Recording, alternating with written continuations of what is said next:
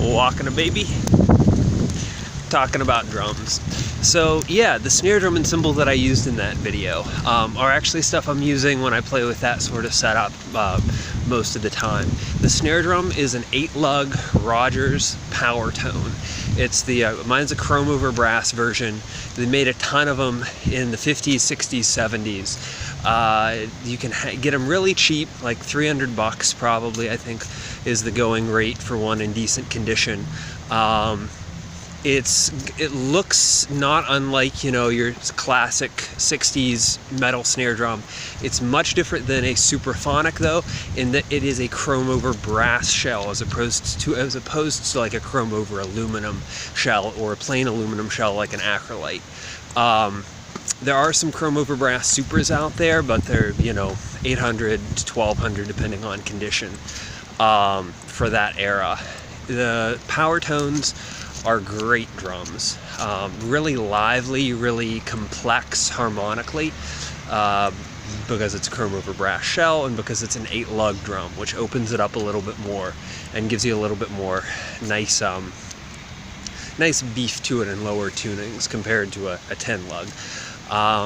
The hoops are nice and heavy chrome over brass, which to me it's a combination that I really like and go for with most of my drums, is either having a really lively, complex sounding drum with a heavier hoop to rein that in, or having a more controlled sounding drum with a really thin, light hoop that lets it speak and ring more.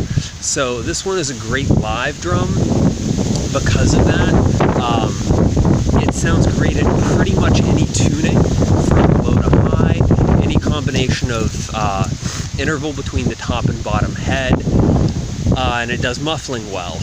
It takes muffling really well and has a great internal muffler that I feel doesn't rob as much low end out of the drum as the stock Ludwig muffler from that era often does. Rogers is just a different shape of felt and in a little bit different position. So works great, you can beat the crap out of it, it goes out of tune, it still sounds good, and you can throw in a little bit of muffling if you absolutely need to.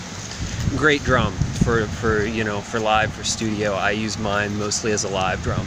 The cymbal is an Amedia EFX Aura 21-inch.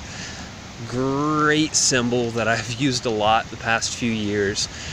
What's nice about it is it has a really nice, clear, defined stick attack, and then an insane amount of trashy, nasty wash underneath. Really harmonically complex,